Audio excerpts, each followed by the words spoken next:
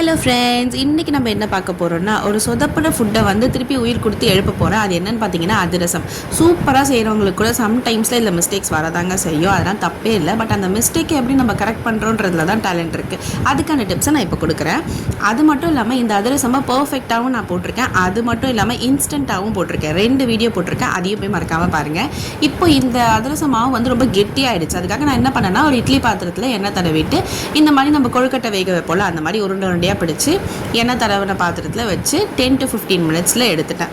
So இந்த மாதிரி தான் இருக்கும். அதை பார்த்து பயப்படவே வேண்டாம். அதை லைட்டாக நீங்கள் பசஞ்சிங்கன்னா ரொம்ப சாஃப்டான அதிரச மாவு ரெடி ஆகிடும். அடுத்து பார்த்தீங்கன்னா இந்த அதிரச மாவை நம்ம பால் மாதிரி ரெடி பண்ணிக்கலாம். அப்போ ஈக்குவலான ஷேப்பில் வரும். அதுக்காக இப்போ வந்து ஒரு எண்ணெய் கவர்லையோ இல்லை வாழை இலையிலையோ வந்து எண்ணெய் தடவிட்டு இந்த மாதிரி நார்மலாக தட்டிட்டு சூடான எண்ணெயில் போட்டு எடுத்தால் சூப்பராக வந்துடும்.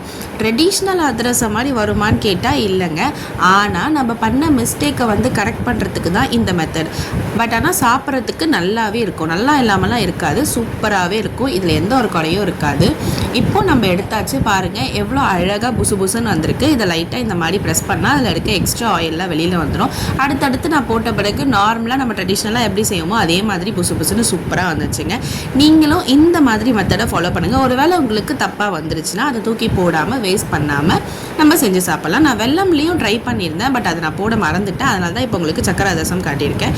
அது மட்டும் இல்லாமல் இப்போ நான் உங்களுக்கு இதை புட்டும் காமிக்கிறேன். எவ்வளோ சூப்பராக இருக்குது பாருங்கள். அண்ட் இந்த வீடியோ பிடிச்சிருந்ததுன்னா லைக் பண்ணுங்கள், ஷேர் பண்ணுங்கள், சப்ஸ்கிரைப் பண்ணுங்கள். பாய்.